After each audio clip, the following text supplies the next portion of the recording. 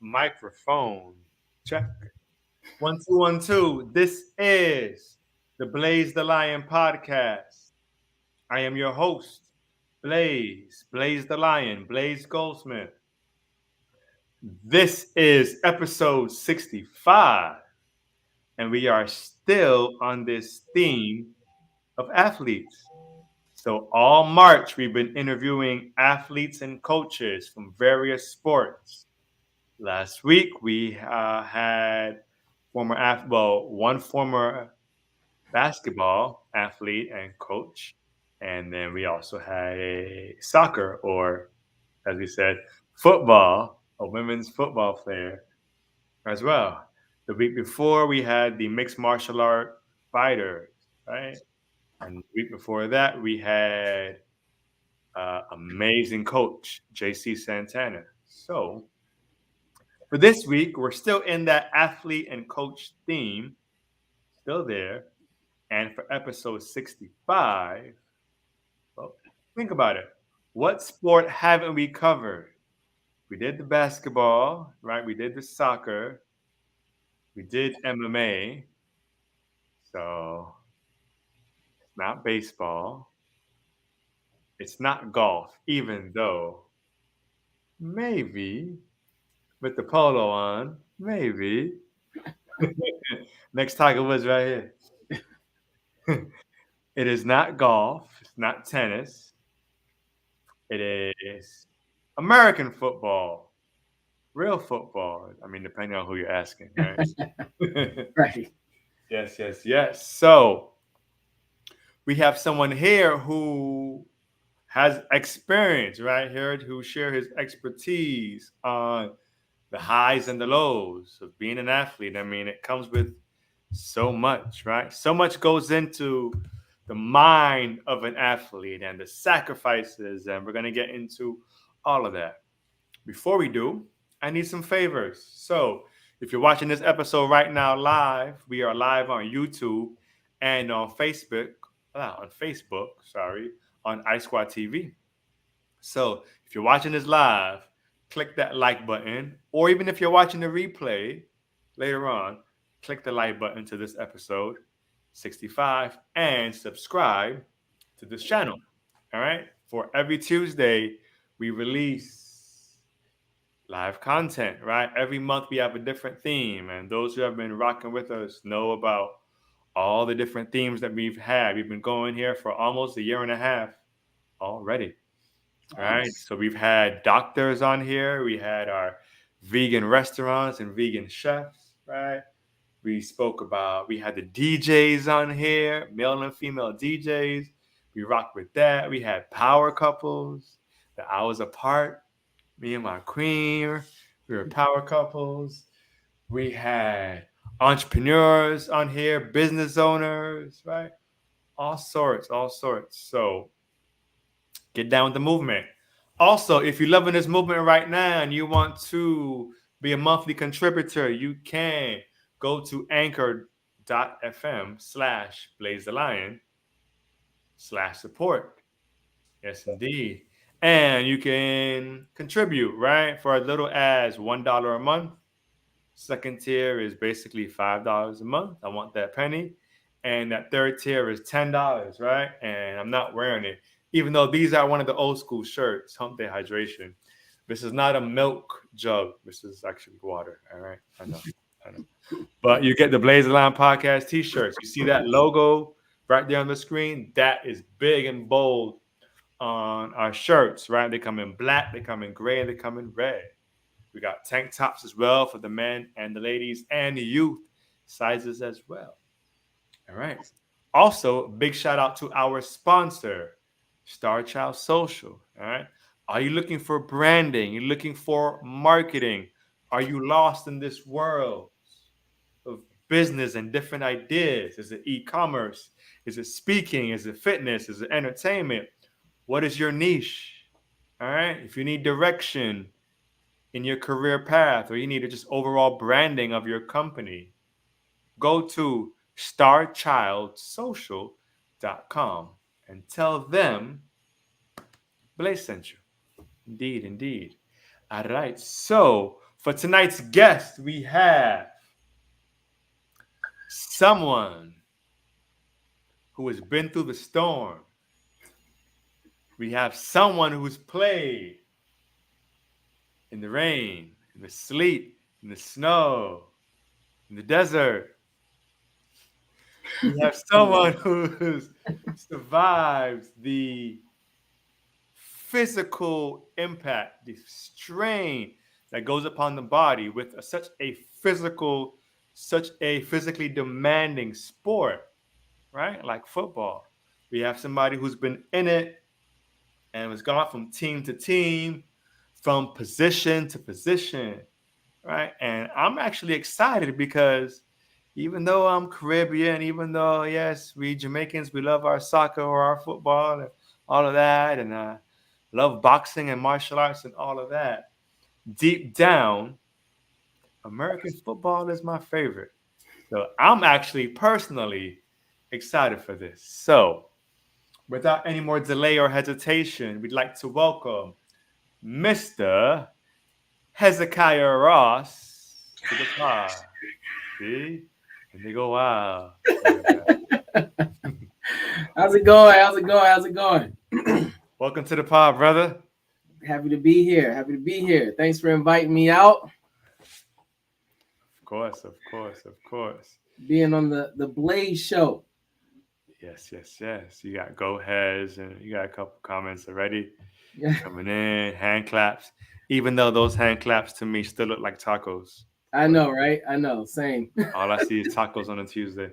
But you know what? Speaking of tacos, Taco Tuesdays, big shout outs to the Taco Tuesday spin class at 24 Hour with the master fitness trainer, Suhaila. Suhaili. Big Sue. What up, Sue? Indeed. Sue Wu has crazy, unique following, man. Yeah. Yeah. And but she's someone who loves what she does. Passionate, very passionate about what Passionate. she does, and that I think that's what pretty much drawed me to her and her class initially, man. I mean, I've met a lot of trainers in my day, but her passion when it comes to cycling is just far beyond the rest. So Yeah. she definitely gets a strong kudos from me, and I hope to be a part of her class as long as she's willing to teach. Oh, look at that. Look at that. That's Go sweet. Sue. See, you got Sue blushing in the comments. Indeed. So I gave my brief introduction, but feel free to just cue the people in on a little bit about who you are. Okay, yeah, sure. So real quick, without spending the next hour telling everyone who I am. So Hezekiah Ross. I grew up in I was born in Gainesville, Florida. Grew up in Atlanta, Georgia, Decatur, aka the Deck, East Side shouting.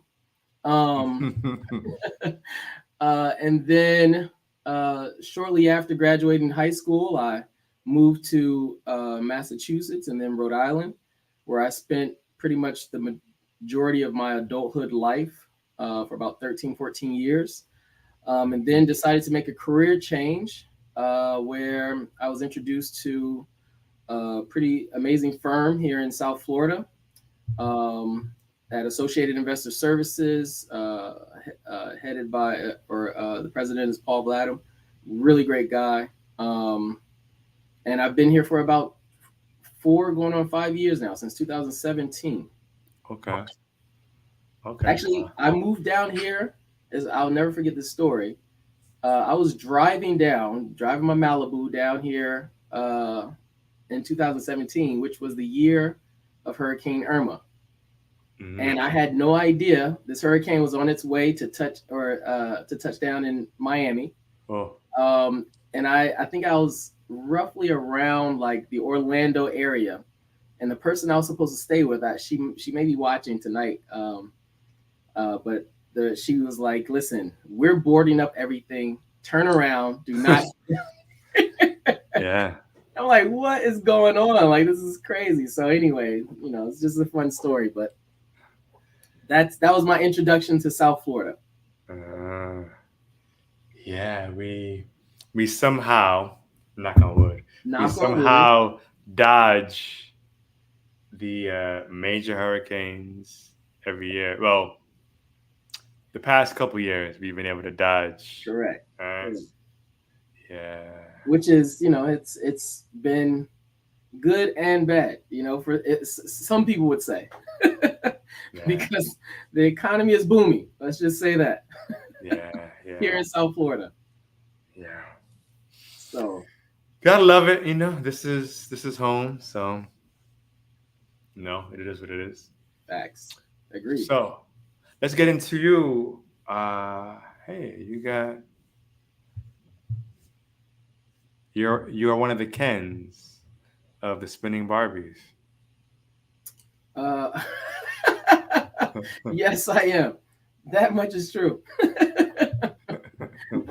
Proud Ken Shout out to the spin crew in the chat. in the chat. We strong. Yes, yes, yes. It's a lifestyle. Everyone there, they commit to it, and you have to respect that commitment, man. And the ones who make it out as consistent as they do, you know, big ups to them, because that's no easy thing to do. Like anything, to be honest with you, even Hmm. going to work, it's a challenge every day. But if you commit to it and you successfully decide, or not successfully, but you decide that that's what you're going to do and actually do it, then Hmm. hey, like, all of the props to you, because not a lot of people will do that, especially with spin after work. Like, that's crazy, and they do it. They do it like it's just a part of their Yeah, it's day. like happy hour. Yeah, Yeah. exactly. Hmm. Excited about it. Yeah, absolutely, absolutely. Um, Tell us, out of all the sports out here, why the most physically demanding? Why football? But hell, that's actually a really good question. But it's easy for me because I really didn't have a choice. Hmm. I was born into football. I'm Okay. one of 11, and I have yeah, one of 11 One of 11 kids? siblings. Yeah, yeah. Yo, what is it with I know, you I know. people? The guest last week, Coach Cat, same thing. One of 11. Yeah, Whoa. crazy, man, crazy. Big ups to Coach Cat. The struggle is real, but so I was second to last, and and I have five other brothers, and the ones who came before me all play football. Uh, and even though my father played baseball, but because Mhm. I saw my brothers playing football, I naturally just gravitated towards it, and they got me started early. The first sport I even remember holding a ball was a football. So that's how it all started, Mm, and from there, it just kind of snowballed from there, mm. where to the point where no, because granted, even though I started very early, probably around the age of five or six, um, which is the same age as your son, right? 5, yeah. Yeah. So I started Yeah. around his age, and granted, I could have explored other sports, but you know, it wasn't part of our family dynamic. Like, football was everything. We all wanted to go to the league. We all wanted to be the next Emmitt Smith, the next Barry Sanders, the next uh, Herschel Walker, all those guys. Mm-hmm. So we all had our sights on being running backs, even though a lot of us, played different positions. Mm-hmm. Um, that's where basically the love emerged, and then yeah, from there it just kept growing. Mm. That's very different from my household. For my household growing up, it was soccer. Oh, Yeah. soccer, and it didn't make me want to play soccer. I mean, I dabbled in soccer in middle school, and I was Mm, horrible. But it was soccer, and then on occasions they'd have the Miami Dolphins. right. But I, no offense, actually, this is my show, right? I don't care. Exactly. Yeah. Yeah, the Throw hell. some offense. It's good. Yeah, yeah. I never liked the Dolphins. I'm sorry, I never been a fan. I'm gonna say it. I've never been a fan of the Miami Dolphins. Fair enough. I I mean, they never really had much to, I mean, I mean unless you in want to the go back to Joe '70s. Montana days, like, I mean in the '70s there was, yeah, that's what they I'm was doing their saying. Like, thing. you want to go back a while back, they had something to Yeah, cheer about. before I was born, there was, Yeah, yeah, they was out here. right. It was amazing, but now it's Yeah, just like, it's the yeah, Dolphins. yeah. Sorry, You, Dolphin fans. you go to the Uh, stadium to watch other teams. yeah, or just for the sport, right? You Yeah, yeah. just, Maybe just grab a drink and watch it live. yeah, yeah. But So no, the so fact that you had it in your family, you had your brothers, you had your siblings. right, and so I Um, was, I was going to ask you. So like, it was different for you, but like, what was the dynamic of your family though? Because for me, it was a little very different. different. But for you, how was the dynamic in your family? I'm an only child, Ah, see, and so that's yeah, that's pretty cool. only child. So my mom's was like, you just do whatever you want. So when I Yeah. was with her, I tried baseball, I tried track, I tried a little bit of everything. And with pops, it was like, get this money, hustle, and play some soccer, Right. and you smoke a spliff. Yeah.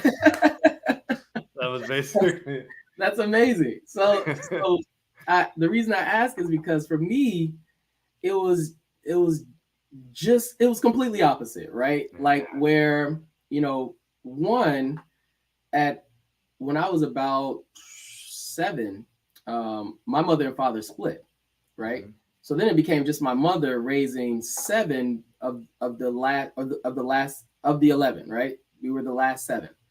Um, and then because of that, we moved to a different state and everything, but she was always working. And so it was basically just my siblings who took care of like the younger crew. So it within that mentality, right? In that same setting, it was as if we were looking up to our role models who, wasn't technically our parents. Like we didn't get a lot of advice from our parents and things. All of our advice and like followings came from our siblings. So if our siblings said, "Hey, like go run through that like wall over there," we're gonna try to run through the wall because we're assuming they've already done it, right? From the 7 children, Yeah, and you were child number 10, right? correct. So what was the age difference between the oldest that was there down to the youngest? So the ones who were, as a child, the ones who were still there in that batch of 7, Hmm. um, the my youngest brother, let's just give it an actual age, right? So that we can get a range. Let's say he was 10, Hmm. um, which would have made my oldest sister at the time 27. Mm, okay. Yeah. So there was a good 17 years between them. Yeah. And so for me, my younger brother, he was 3 years younger than me. Uh, Okay. my next brother older than me was 2 years older. And the brother next older than him was 2 years older than him. And then those two brothers were actually like 1 year apart.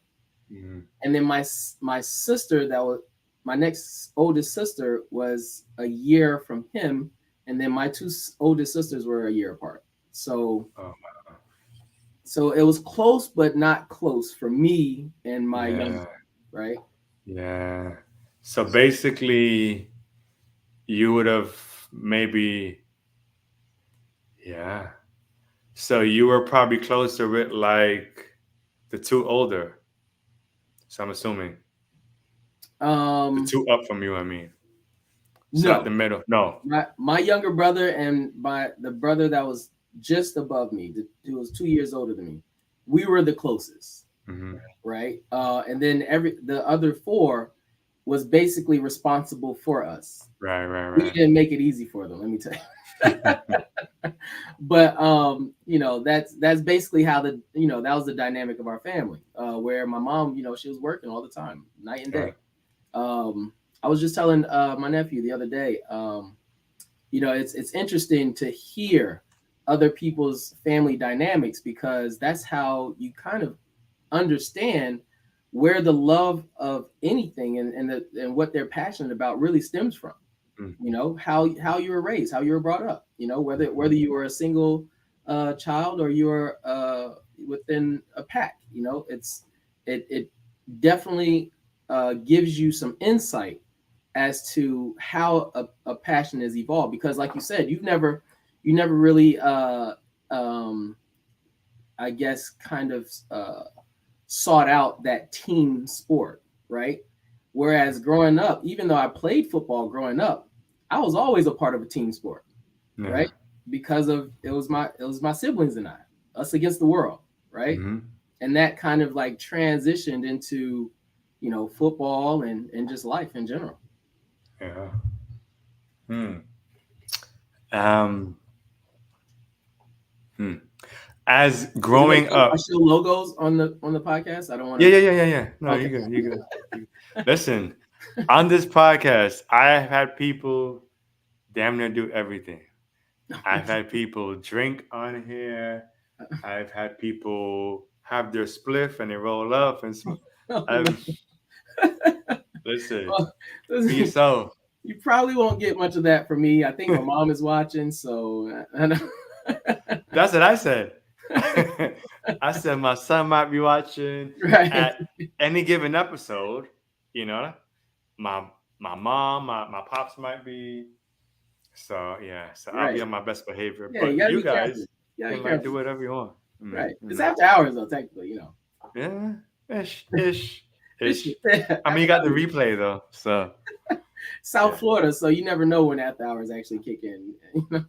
you'll see it. I usually, when we get closer to 10 o'clock, my thought process kind of goes left. I like So that. yeah. Left is So good. Let's go off the unbeaten path a little bit. yeah. Why be a follower? Just kind of, you Why be a follower? Like that is a mouthful. know. I love that question. Yeah. You never, well, at one point, but in any case, so all right, so you got your older brothers in this football thing. What were the positions? Were you following their positions? Were they mostly like on the offensive side of Oh, football? yep. All my brothers are running backs, except my Mm, little brother. He actually ended up being one of the taller ones of our family, and he was playing linebacker. okay. Yeah, but other than that, we were all running backs. Crazy. Mm. And I'm the only one who actually, made the transition to wide receiver, like an idiot. But we'll get to that later. Yeah. All right. So, team sports. How old were you when you got on your first football team? And like, how five, was that experience? five Five. years old. It So was no tackle, obviously at five. yeah, yeah. We were Oh fully yeah. padded. Fully padded. It was Oh. a league in Gainesville, Florida. Mm-hmm. Um, we were the Pee Wee Gators or whatever. And we had a couple of games, but it was just basically us just running around with football. But Yeah. that was my first initial exposure to official football. It wasn't until I turned I was probably about 7. Mm-hmm. Uh, nope, that's not true. I was probably either 9 or 10 when when we joined this league, or I'm sorry, this team called the Cathedral. Uh, what were they? Cathedral something. I don't even remember the name of the team name, but I was a lineman and I wasn't too happy about that position. My brother was playing running back, but because of my weight at the time, I had to be on the line. I was too small to like well, not too small. I was too big to be on the team under me, and too small to like be in any position that was, significant or made an actual impact. Not that linemen don't have a significant position, because they do. Shout outs to all my linemen out there. I know you guys are watching. Honestly, like, football doesn't happen without the line. Let's be honest. Oh yeah, for sure. It's a very important role, but as when you're in little league, you don't think like that. All you want to do is be the quarterback or the running A back. superstar. Yeah, yeah, yeah. Exactly. So anyway, I was a part of the Cathedral team, and it was a church league. Well, nope, that's not true. It was a church who owned the team in a regular league. So we were playing like people from the east side, the west side, and in Atlanta, you have to understand, when I say we were a part of a church team playing like these other schools, or not other schools, but other teams from different parts of Atlanta, it can be a bit intimidating. Let's just say that when your coaches are praying and uh, giving their pep talks with God is gonna make sure that we win this game, and then you hear on the other side, we gonna f these motherfuckers up. Yeah. It Yeah. was, it was interesting, but I've seen that. yeah, and this, I mean, we're kids. But so yeah, that was my introduction to actual football. And then shortly after, I think the 2 years later is when I was in middle school, and then started in the seventh grade uh, as a running back. Mm. Okay. I'm mad I can't think of that team, the Cathedral Warriors. Cathedral Warriors. Okay. Huh. So, in this football journey, rather, at so you basically from your brothers, you already knew like okay, like running back Well, see, was a route for you. I didn't know anything else, right? Okay. Like, all I knew is what they knew, Yeah. and all they knew is what had already been exposed to. Yeah, and again, you have to keep in mind, and this is for all the fathers who are listening. Um, you know, you play a major role in the development of your children, right? Not just sons, but your children. Period. Mm-hmm. And my father was absent, right? And so my brothers were technically my fathers. Yeah. And so, everything that I learned about football came through them. Now they can only teach so much, right? Because they're kids themselves. They're Yeah. teenagers, right? Mm-hmm. Um, but that's all I knew. So there was no question for me that I wasn't playing running back, because that's what my role models were doing. Yeah. You know what I mean? And without anyone saying like, hey, listen, like, son, you can do this as well and be just as good, right? Like or even as like one of my coaches, they never even made the suggestion, because I was so bent on being a running back. It was just like, okay, you're fast, you're strong, like, yeah, we're gonna give you the ball and let you run with it, right? And I was, naturally talented, like, so that's what happened. Yeah. If your brothers were all here and you had to answer this question, let's just let's just imagine, It's, envision that it's all your gonna brothers, get real. that all your siblings are here. Who's the best athlete in your family, in your household, Now the and why are you number one? there's an easy answer and a more complicated answer to this question, right? The easy answer is obviously I'm the best, right? And they don't hold a torch because, I was the fastest, right? I had the fastest 40 time. Um, I had more touchdowns. Well, not that's not true. One of my older brothers had way more touchdowns than I ever did in high school. Um, but I am the only one who played collegiate uh, on the collegiate level. Even though my brother did go to Maryland, but he never played. So Mhm.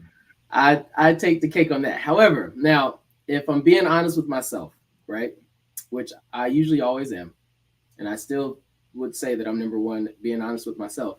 But I do know that two other siblings were better than me and could have definitely gone much further than me um, had they made other decisions, right, or Mhm. better decisions. So, example for the brother who went to Maryland, he was a Maryland. What is it? Tarps. Um, he was there for a while. I don't. If I was able to see if they were actually on, if he was on, I'd tell his story. But if I can't tell it behind his back, um, but he just made some bad decisions when he got there and didn't get a chance to actually live out that dream. And then my other brother, um, uh, James, I can should give their names. It's fine. Um, he was an animal. Like when it came to, and he played on both sides of the ball. When it came to like finding the ball, like he had a nose for the ball, right, on defense. Um, wasn't as fast as the rest of us, but I mean, the guy was like impressive when it came to just being a football player. Um, but he just wasn't as athletic as the rest of us. Yeah, So that's my answer. I'm sticking to it. there it I'm number is. one always. Always. There we go. There we go. So quickly back to what in the chat, so Melinda is talking about. So when I did track, right, and just to paint this picture quickly, I did track in freshman year of high school, right? So how old are you freshman year? Maybe 15, 16, Yeah, around there, 14, 15. Yeah. 14, 15. All right. Coming from my background, right? I grew up in the church. All right. So I grew up, you go to church on Sunday, you got your Bible study during the week, Yeah. you got your choir rehearsal during the week. Praise the Lord. All right. So when I started to practice on the track team and the coach started giving his speeches to motivate us, it was a whole bunch of you dirty mother, and I Yeah. was like, oh, yeah, I wasn't used to that with like my friends. Yeah, okay, fine, but from adults to like kids, I Yeah. and that was normal. That was just what it is, Yeah. Yeah. or was. So Well, so the thing is, and I, has that worked? I've no, always been curious if that works. you know what? It all depends on, I guess, the chemistry between that person and their players, right? Or that person and the members of whatever team that you're a part of, right? Because anyone can go out and just swear up and down and say all kind of obscene gestures and all those things, but unless you have real chemistry with your players, it doesn't work. It's just like, oh, all right, yeah, he's just, or she's just on another episode, whatever it is that they do. However, and I've had both, right? I've had coaches who um have had a real influence on us, and all they did was swear. Like that's all they knew. Like I don't even think their vocabulary extended beyond. Like I would love to see them like represent themselves in a courtroom, like like just to see how they would like conduct themselves. But at the same time and in the same breath, most coaches at that level, right? If you're not coaching at a collegiate, high school, even high school, um, no, let's leave high school out of it because there's a lot of uh, um, amateur coaches in high school. Mhm. So if you're not coaching at a collegiate or professional level, then chances are, one day you rolled out of bed and was like, "Hey, I want to give back to my community, right? I want to, make an influence or make an impact on, the younger generation, right? So there's no training that comes along with how to motivate a child, Mm. right? There's no training on, the proper conversation to have when a child like messes up, right? And sometimes in that setting, messing up is subjective, right? Because Yeah. the child understands one thing while you're trying to explain another thing, and it doesn't always seem to mesh or tend to mesh. And um, so on one hand, right, I'm sympathetic to the fact that these guys at least went out and tried to, or at least gave some time to these kids, right? On the one hand, but on the other hand, it's just like you're really doing a disservice if you're coming out just swearing and thinking that by raising your voice and yelling and saying like, oh yeah, you know I don't know what you know how coaches are, Yeah, yeah, yeah, yeah. you know or even if they're trying to encourage the team by saying like, oh yeah, like we gonna tear this shit down, or we gonna fuck these motherfuckers up, or Mhm. at all of this, it's to try and rally the team. But at the same time, are you rallying the team or are you just causing confusion? Mm. Because at the end of the day, you want to win, but you know, is it by any means necessary, or is it based on the strategy that you've coached and trained, prior to the game? Yeah. You know what I mean? So Yeah. I don't know. So I'm on the fence with when it comes to coaches and the way that they talk to players. Yeah. Yeah. I on the collegiate level, I get it, you know. But for me, the middle school and the high school, just based on how I was raised, Hmm. it was just like, whoa, Yeah, I had no idea. Like, we can't even curse in the classroom, but then after school, we go to the fields and and we it's getting drilled with it. correct. So, And I'd also say this, right? So like you get to the collegiate level, and at that point, technically, society deems you as being an adult, right? yeah. You're Hmm. grown. So, if you can't take a curse word here and there, then that's, it's something you and your therapist needs to work out. But when you're, when you're a high school, middle school, and younger than that, God forbid, it doesn't translate the same, Hmm. you know? And then it doesn't actually come out as coaching. It's just words, Hmm. being tossed out, and then you expect more, even though you don't coach more. You just Yeah. yell more, you Hmm. know.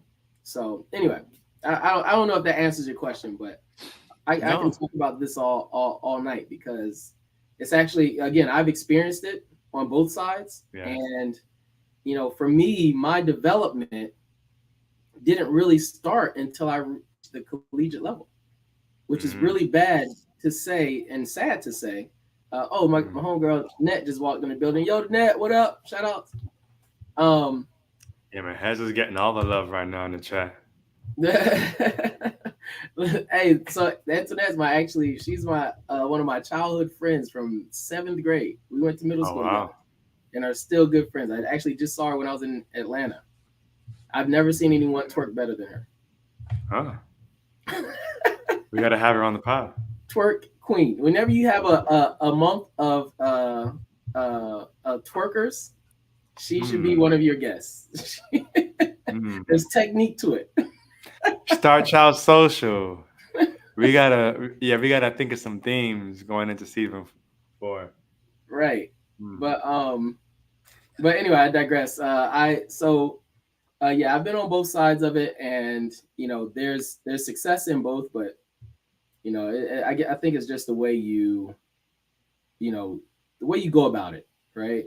Like, yeah, sometimes you get frustrated because in that situation in coaching, there's passion in that as well. Hmm. When passion is involved in anything, you never know what you're gonna say. Yeah, true. Until go back and reflect on what you said, and then maybe you're remorseful, maybe you're not, but Yeah. um, when passion's involved, anything can fly out. But at the same time, when it comes to team sports and just sports in general, there's a certain level of coaching that's necessary. And if you don't know how to coach, I don't think you should be coaching. Agree. Agree. There's a debate going on, and one of our previous guests, JC Santana, first week of this month, March, he says that most great coaches were never great players. They were usually average players who became phenomenal coaches. It's very rare that phenomenal athletes are able to be phenomenal coaches. Did he say why? What's your view? He he first made the reference, and JC, if you're watching and you want to interject and cut me off, feel free in the chat. Uh, he started off basing it off of his experience, Mm-hmm. for he's been 40, almost 50 years in the fitness industry as an athlete. He started early in his maybe age 12 in the gym and all that lifting. So he did the judo, he did the martial arts and all that Mm-hmm. uh, from early. And he said he was decent, the grappling and all that, right? And he was decent, but he said he didn't really get into his bag until he switched hats and became a coach. Right. And he was able to see impressive results to his athletes, to his players, to his clients through his coaching, more so than himself. And we even named some players. We even said like Kobe Bryant and like LeBron James. And he was like, he highly doubts they would ever be great coaches. Agreed. So Yes. Hmm. so I agree with that statement, right? Um, 100-fold, and here's why. 100%? 100%. Ooh. Um, Here's why. Most athletes who are good at what they do, it's very difficult to try and teach someone what you do because you're going to base it off of your experience, right? Mm-hmm. So it's very difficult to teach someone what you do and have the patience to continue to actually try and get another person to see it the way you see it. Mm.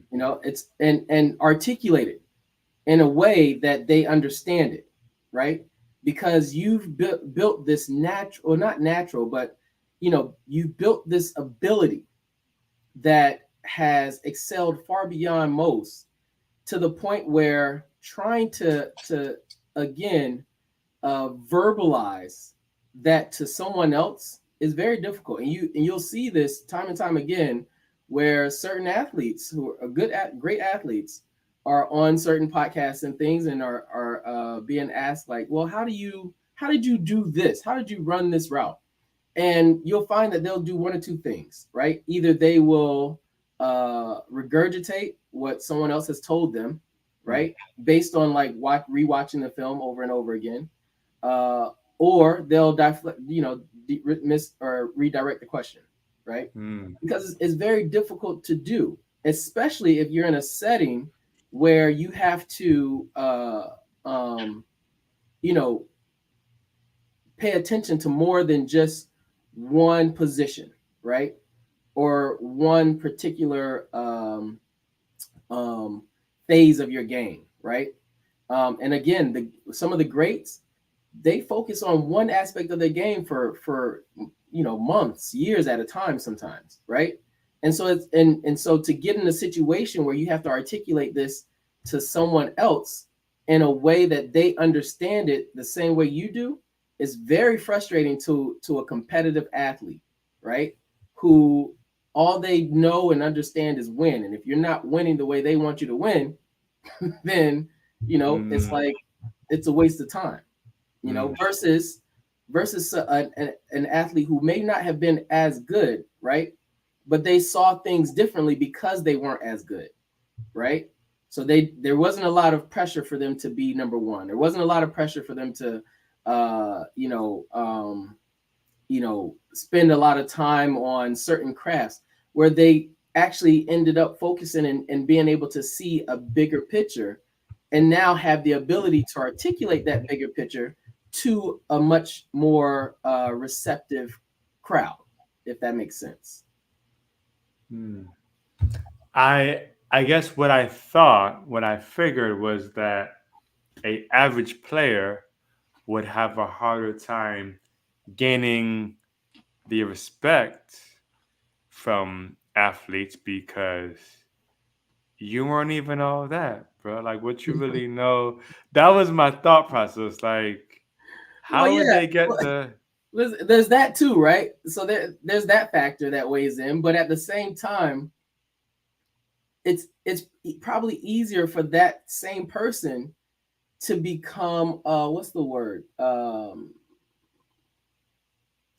relatable, right, to the team as a whole, or to the individual, if it's like, say, track, or whatever, some of the individual sports. um when you can become more relatable because you haven't been on that platform, right? yeah. But at the same time, if you're coming from that platform, the only thing that they're focused on is trying to be like you, right? Or trying to get as good as you were, right? And that That's not damages, realistic. right? It damages the development, right? It Mm-mm. damages the actual ability to grow as a team. So for example, I have a buddy of mine, Just Taylor, man. This guy, he was a very good athlete, right? In high school, college, or in high school. I think he went to college for a couple years. But a great athlete. This guy, he was on several teams, but some of his teams did well, some of them not so much. He now has a basketball team, and his son is a part of the team, and he's been basically traveling with the or grooming, his son and several other players, um, since they were toddlers, I guess. But these kids are like number one in the country and have been for like the past 3 to 4 years, and it's mainly because of the way that he coaches, and he coaches in a way that allows them to relate to him and understand that there's no one better or greater than what we're trying to accomplish together, right? And it's one thing for someone to actually or for a player who's amazing to try and like relay that same message, but at the same time you've been great, so like how can you say that, right? Or how can I pull up your stats and see that you never passed the ball? Right? Or you know what I mean, like Yeah. Yeah. it's just different. So um it's always a factor, but at the end of the day, it's very difficult to put yourself, to bring yourself to a level, uh, from a level of such greatness, like your LeBron James or your Kobe Bryant, and try to, take a team of averages and turn them into, you know, superstars. Hmm. I guess that's probably, I mean, besides the money difference, which is obvious, but I guess that's why, like, your Michael Jordan is like, I'm just going to buy the team at the coaching stuff. Well, you like know what? that's I will say this though. So I don't know if you're obviously familiar with Deion Sanders, right? mm-hmm. He's coaching at Go uh at Jackson. yeah, yeah. Mm-hmm. And so, what he's done at that school is very impressive, right? And now Mm-hmm. there's other athletes who are, getting on board and, joining some of these schools and turning the programs around. But we all know that Deion Sanders is, he's a unicorn, right? This guy is like he's amazing, right? He's Yeah. always been amazing.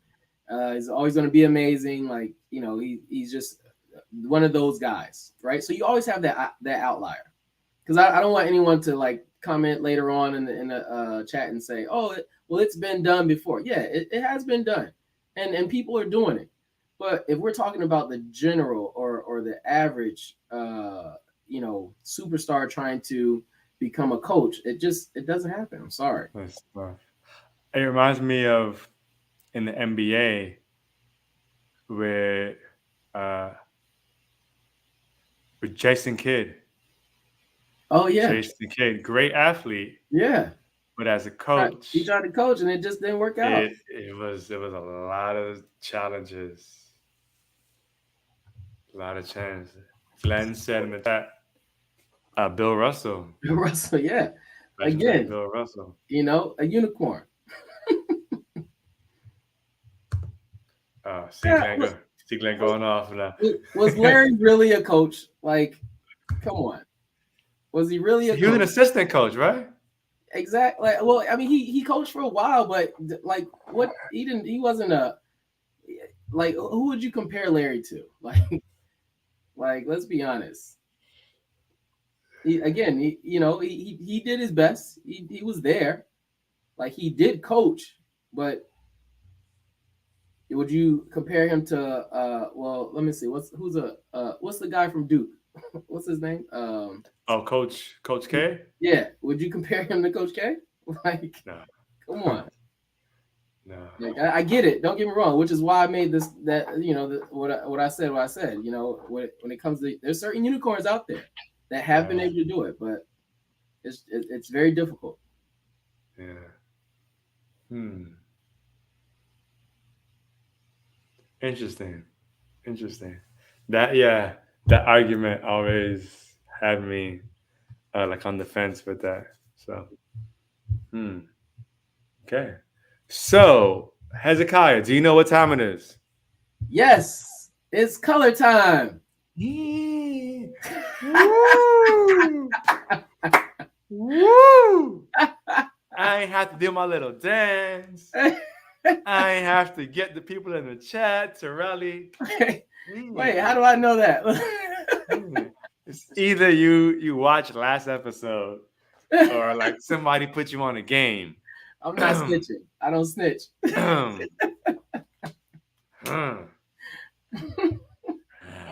So, boom. All right. Yes. You guessed right. It is color time. Oh yeah. I won't do my little song and dance or anything there. Oh, come on, come on. You can still do it. You can still do it. Let's see it.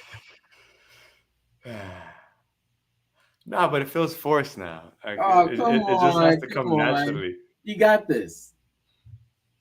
Oh, what do you know?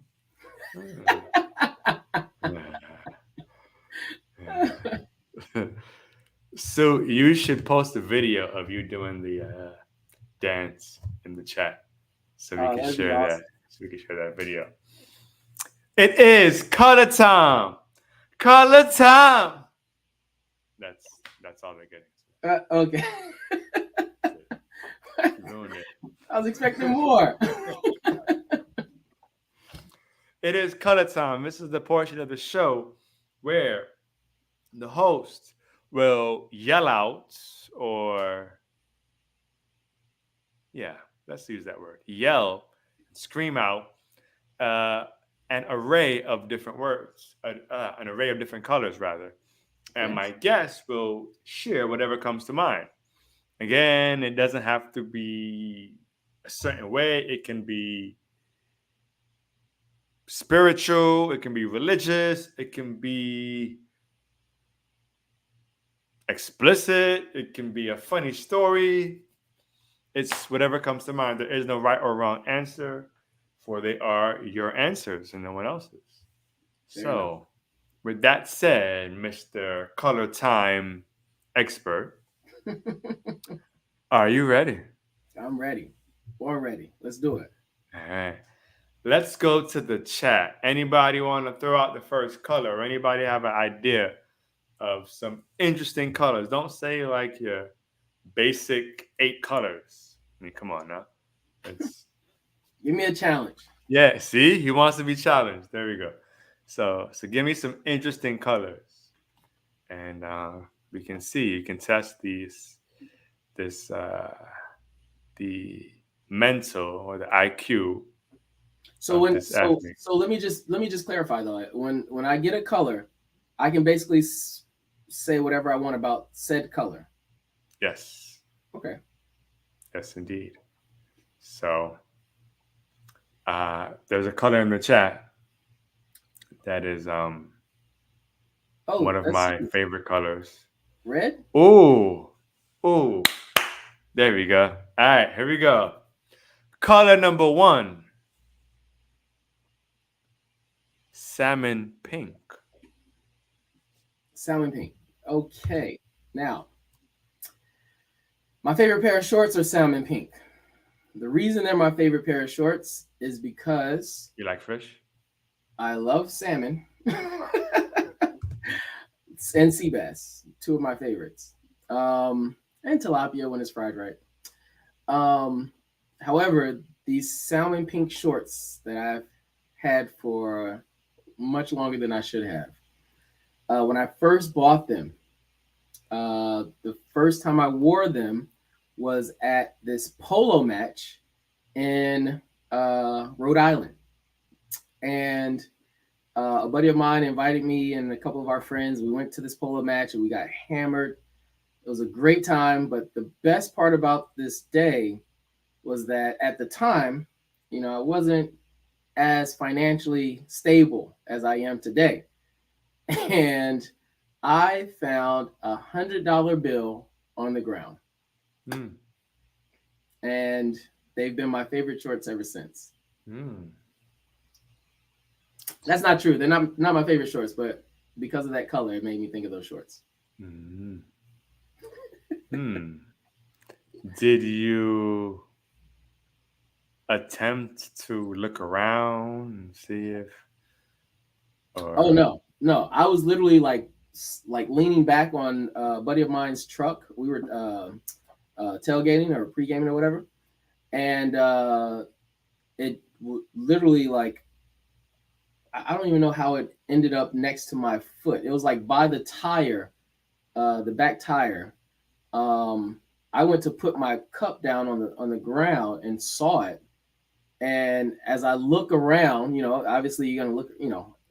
I looked around, and no one was paying any attention to it. So I just swiftly, did a quick little shuffle, got there, grabbed it, and then yeah, slid it in my pocket, and that was that. there you go. $100 ritual. All right. One time for the salmon pink. Color number 2.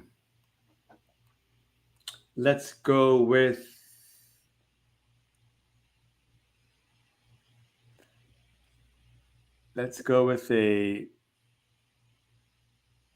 cobalt blue. Okay. Cobalt blue. I don't even know what cobalt blue is. What color is that? Like, is it lighter? Which color is closer, my shirt or Blaze's shirt? You can't ask questions. You just gotta share. Oh, just go with it. Okay, Yeah. cobalt blue. Let me see. Uh, Cobalt blue. It makes me think of like um the Rams. Um, what's the name of the Charlotte, North Carolina Charlotte Rams? They're Rams, right?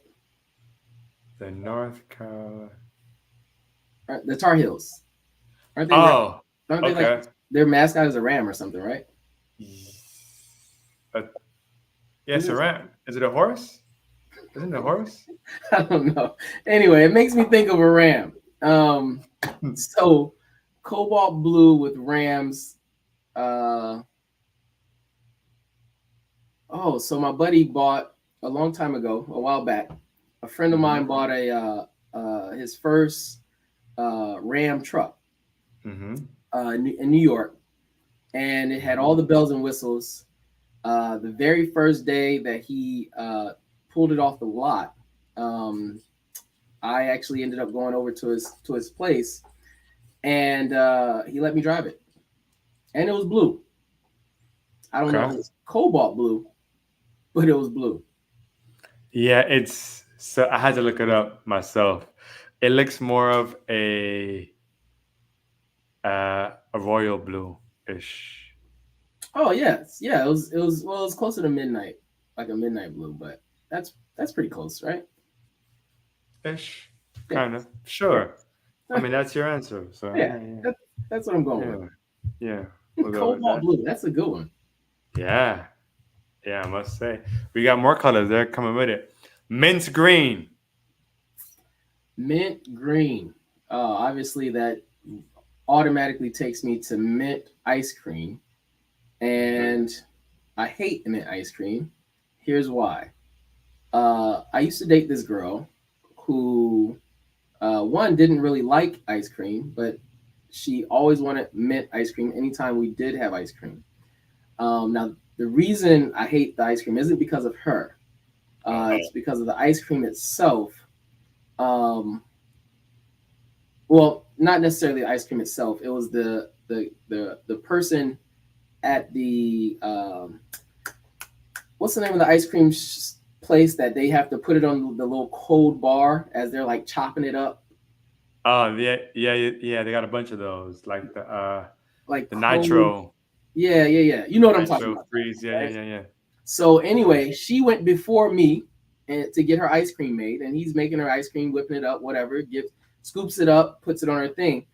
Instead of wiping off the counter or wiping off the mint green, he decided to just plop my batch of ice cream down on top of this mint green, and so it had this mint green flavor to it.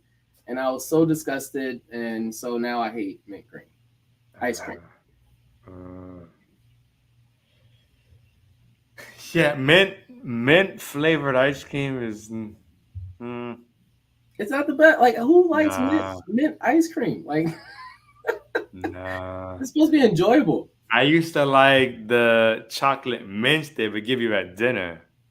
Oh, now yeah, those are amazing at Those Olive are Green or fire. Olive Garden. Yeah, those Oh are yeah, fire. I used to have like three, four of those. there once was a time that they gave them to you in like hotel rooms and things. They stopped doing Yeah, that. I don't know why, yeah, but that was yeah, really cool. I miss yeah. those.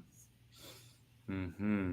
But now I enjoy um, peppermint patties. Oh, My the Yorks. favorite, or York, yeah, the York peppermint patties. I never loved those for some Oh reason. man, oh, I, I'd be happy like if I had ever had a bad day.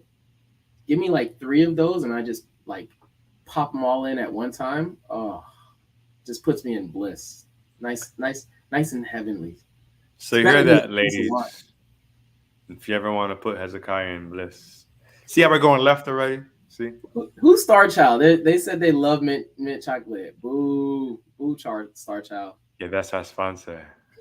Oh, hi. Oh, sorry. She privately calls the shots. Oh, fair enough. Okay, so mint chocolate for Star Child. No one else.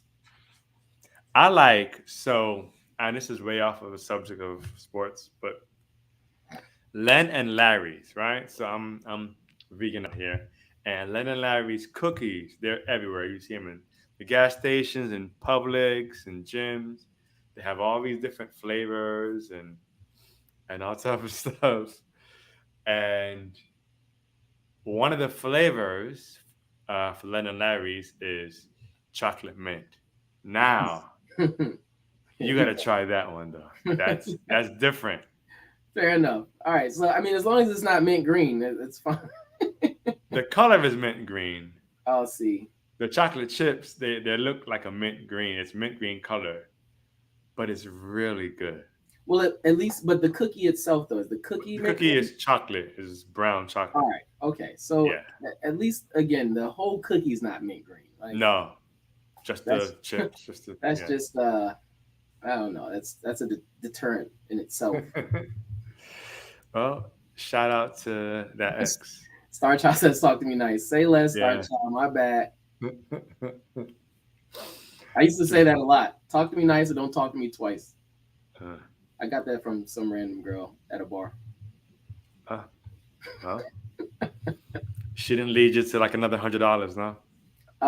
No, she actually helped me lose $100. So, Yeah, but it was yeah. a good time, and we had a lot of drinks, so it's fine. Okay. You can't put a price tag on experience. Actually, you can. You can budget for it, but we won't. That we'll save that for another month. Finance. I budget my experiences because when I was younger, when I didn't budget my experiences, it brought a lot of other things. Not even expenses. It just brought other things. Um, Like what? Let's hear these. Let's hear these other things, Blaze. Now no, I'm no, curious. You got me. no. I feel this is about you. All right, this is your time to shine. They know me You got already. me sitting up in my seat now. I'm getting excited. Let's hear about these They other things. one day on the pod, I'll share the in-depth stories. So I'm sure all of our followers are wanting to know exactly what I want to know, which is about these other things, right, followers? I mean, there are a few of them who already know some of the some of the stories. So why bore them again with those details? Fair Let's enough. just say, as a youngin in my 20s and 30s, Hmm. yeah, I no price tag. So I was out here. I was out here in these streets, Oh yeah. living it up until weeks later. I let's just say I had to look both ways before crossing the street. Ah. Okay. Yeah, Okay. yeah. Your mind can do the rest, Yeah. but Okay. Listen. yeah, You don't even want to know what my mind's doing right now. So. I had to look out the look down the hallway, before I opened the door.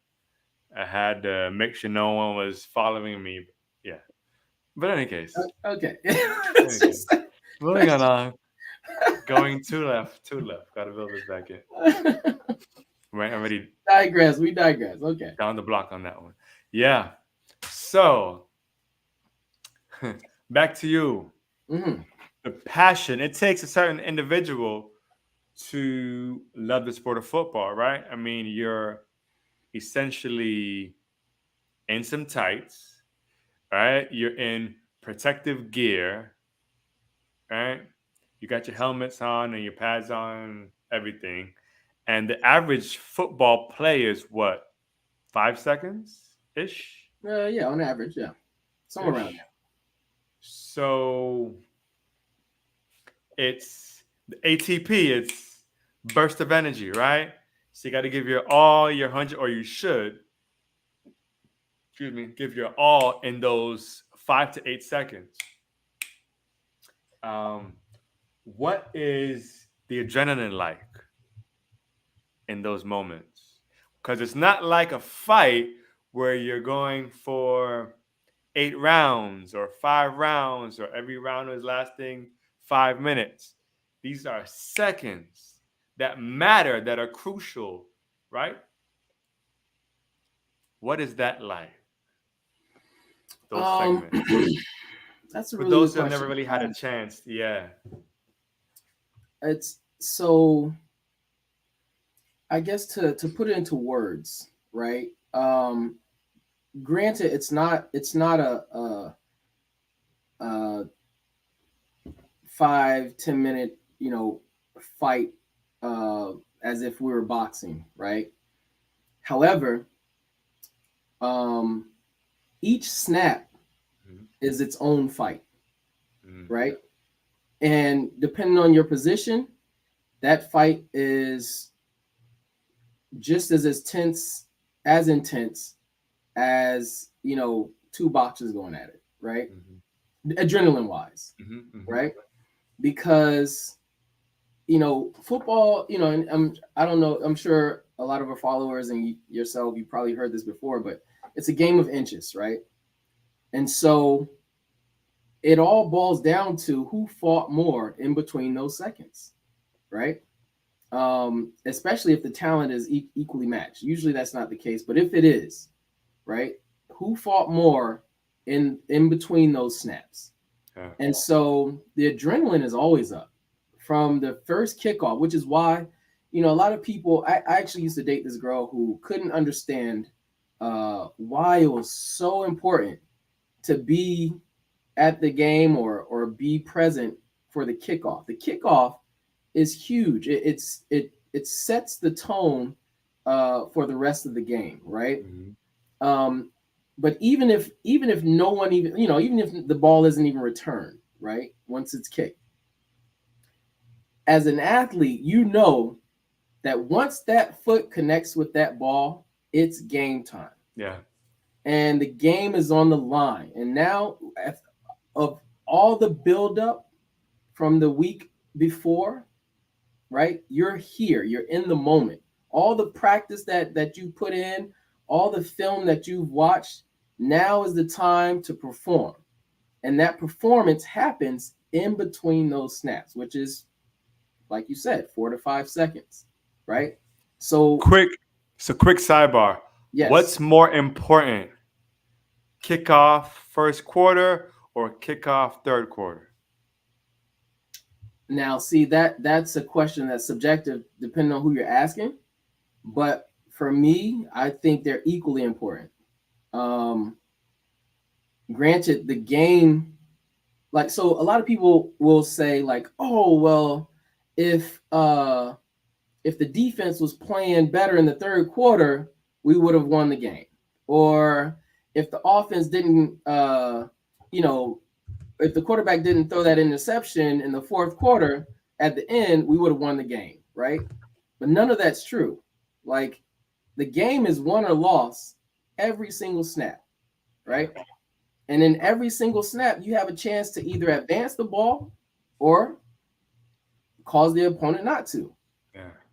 And so there's no right or wrong time where one part is more important than the other. Yeah, it's more exciting when it gets closer to the end and it's the game is really close. But at the same time, in after that very first kickoff, like, everything matters, like Mhm. everything. Mhm. And a lot of people tend to lose sight of that. Um, but I digress. What was I explaining before that? Before the sidebar? I am old, bro. Listen, Listen, listen. I had to watch my People are wrong back too. and do all these type of things. But no, I'm glad you asked that question, because again, a lot of people believe, are under the impression, Oh, and the yeah. adrenaline from each snap. Oh yeah, We were yeah, yeah, going yeah. into Oh detail. yeah. I mean, so again, yeah. For me, when I was playing running back, right, high school, a part of my collegiate career, I mean, my adrenaline just never stopped. Like, I was just always up. Even in the locker room, I'm just like adamant. I'm ready to go. Like halftime, like, come on, guys, let's go. We got this. We're gonna get back out there. Um, but at the same time, you can only allow your adrenaline to do so much. But I don't want to get into that. Just to answer your question, uh, the adrenaline, it's similar to, between every snap, right? It's similar to the first couple of seconds when you're falling on a roller coaster, Mm. right? You have all the anticipation, right? Right? And again, this, you have to like try and like capsule this into every snap, right? Because the anticipation comes as soon as the quarterback gives you the play, right? Everything has to go into motion in your mind, like, okay, this is what I got to do.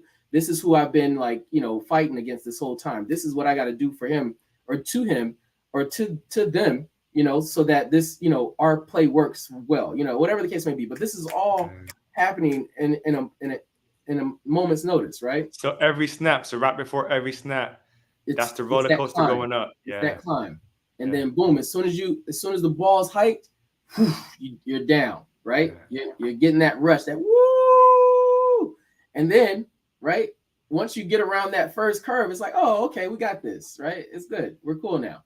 But then you're going right back up the very next play, right? It's and that's how it works for me again, Yeah, that's a good visual, actually. yeah, it's See? Not it's all athletes are amazing. stupid. But I say all that to say, that could be transition to any sport. To be honest with you, there's adrenaline involved in any competitive It's situation that you put competitive. yourself Yeah, into. yeah. Like even right now, in my afterlife, or not afterlife, but my post football Hmm. life, um, I find adrenaline in other things. I get adrenaline from cycling. Like I go to the gym with the I knew this was mindset. coming. Listen, I go to I the knew gym with this the was mindset. coming. Like what she say? I knew this was coming. Yeah, I felt it. I'm like, watch it turn right back into spinning. I'm telling you, like it's amazing. But you can find adrenaline in anything. So with to try and like say that football is more uh exciting than anything, playing football, right, is more exciting than anything else. I disagree. I think it's just all about who you are and how you approach things. What's the most Either exciting sport? the most exciting sport, golf.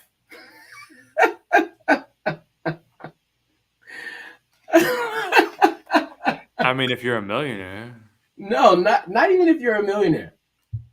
Hmm. If I had the chance to do it all over again, you would play golf. I would have played golf from as a toddler till now. Like You wouldn't be on the podcast right now. But I mean, that's maybe I'm not, joking. because I'm I could have been joking. I could have been a for like one of the weeks before as as a golf athlete versus a football player. But No, you're right. You're right. but yeah, man. Hey, listen, golf is exciting. Like, and depending on how you golf, when I go, I go with a couple buddies, and we're really there to have fun, but at the same time we're competing against each other, right? So there's money involved, there's drinks involved, there's uh Some women involved. yeah, I mean, not in that order. right, never in that order.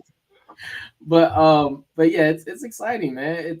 And again, this is post football life, so I mean, you don't you got time? Don't people start their golf career like in their 40s, in their yeah, 30s? yeah, Or is that being ignorant? no, Am I no, no, being no. ignorant? No, absolutely not. You're Okay. absolutely right. Like Okay. there's a lot of people who gone on to be professionals after picking up their first club at like 25 and 30. So it's not too late, but at the same time, it's fun and exciting, but it's not anything that I would particularly want to invest a lot of time in.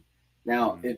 if I was to give you my honest opinion about what's the most exciting sport, I would, and I don't want to like make this too deep, right? I don't want to go too deep into it, but that What all you gonna say? depends on. Chess? Uh, I wasn't sure where you were going with it. Listen, there's this movie out on Netflix that made me more excited about chess than I've ever been in my entire life. I can't think of the name of the movie at the moment, but it's amazing. But anyway, no, I The would Tinder say like, swindler? what is it? The Tinder swindler? No. Oh, sorry. No, nah, Yeah. not this. I haven't even seen that yet, but I've heard some great things about it. Yeah.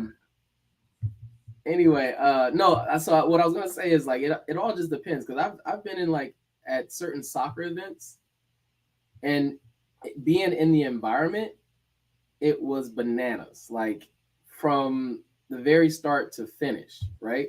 Yeah. I think it was Colombia versus Brazil, and I was in Wynwood, and it was insane, right? The atmosphere was just insane. Yeah. Um, However, you compare that to being at a Super Bowl party. For example, when the Falcons was in the Super Bowl against the Patriots, I was living in New England at the time, and the atmosphere was insane, right? Like at least for the first 3 quarters, and then First 3 quarters, and then and it's it's the and game then was y'all blew over. it, or they blew it. Right. Well, we're not gonna talk about that. That's still a sore subject all these years later. But anyway, One so time yeah, for one time for the retired Tom Brady. Any case. facts. Well, he's coming back, isn't Oh yeah. he? Yeah, yeah. He said he does. He has one more year in him. Oh, I thought. Oh, okay. Head fake Tom Brady. Yep, Okay. yep. He's coming back. I was getting excited that the Eagles had a clear shot, but I okay. I told everybody I'm buying a Tom Brady jersey this year. I don't care. All right. I'm rocking. I'm going to all his games if I can. That's not true, but I'll make a couple. Oh, Tampa. Yeah, he's right. Yeah. So I'm Yeah, definitely Tampa. going to the Tampa and Falcons game. Yeah. But that's Did they play the Eagles this season? I gotta check. I probably do. Probably do. They play us a lot, but I know it's not every any case. Yeah. Um. So you said something, and I just kind of want to dive into that a little bit. Is that the right time? Damn. See, we are going here. Oh wow, I didn't even notice the We time. are going. We are rocking here. I want to get into different football positions.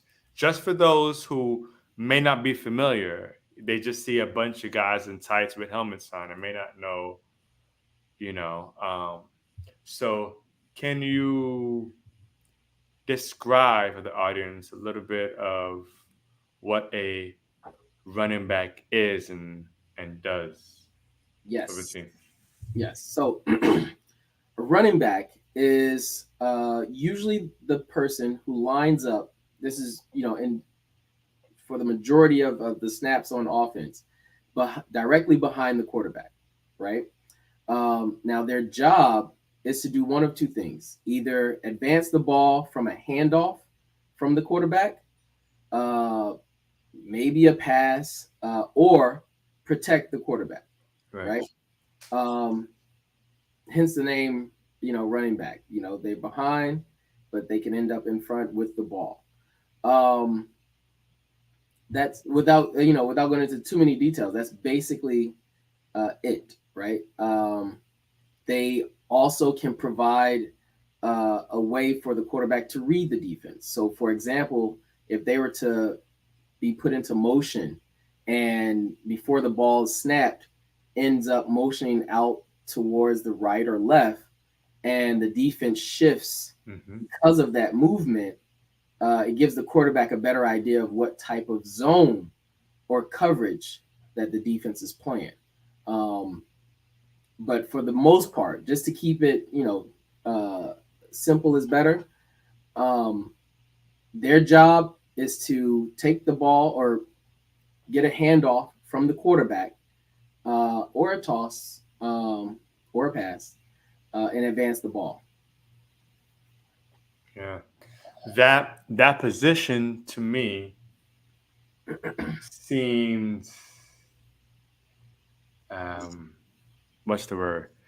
The running back position seemed so challenging because it's not just speed.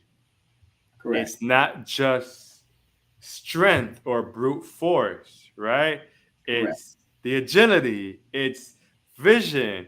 I've seen the plays, and when they play it back, I'm saying, how the hell did the running back see that hole that was going to be a hole? Correct. Like And how that's, you know what I mean? It's yes, all that. and not and that's again that's something that they've trained for years, right? To Yeah. like to be able to see the hole before it even develops, right? Mhm. and know where your linemen are going to be and things of that nature. But um, you know, as a running back, that it's a skill position, right?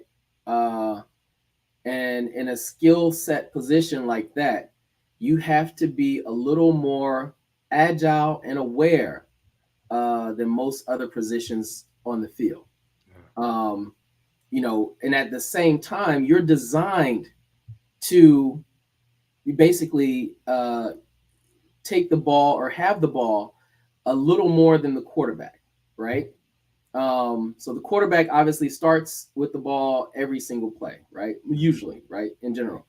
Um, and the next person after that, technically, or most commonly, who will have the ball in their hands for majority of the time is the running back. Mhm. And with that being said, that means that you will be tackled, right?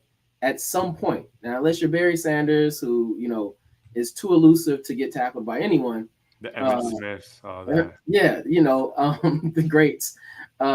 You'll get tackled. So your body has to be in a certain physical condition and shape Hmm. to withstand that type of like uh physical damage, right? Let's not call it damage, right? Just that type of physical contact. Contact, So, yeah.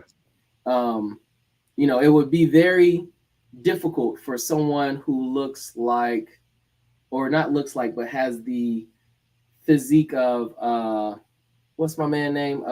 Usain Bolt, to be a Yes. running back. It's just difficult. Not saying it's impossible, but it's difficult. Yes. Um, because it requires a certain build, right? Now we have running backs who necessarily are interchangeable now, where they can uh, get into the game, right? For specifically designed for them that particular play, and then next thing you know, they are actually either flanked out. And when I say flanked out, I just mean like positioned outside of the tackles, um, while another running back comes in who's a little more bulkier, right, and can withstand a block from um, or contact from a linebacker, so Hmm. that the quarterback's not isn't harmed at any point.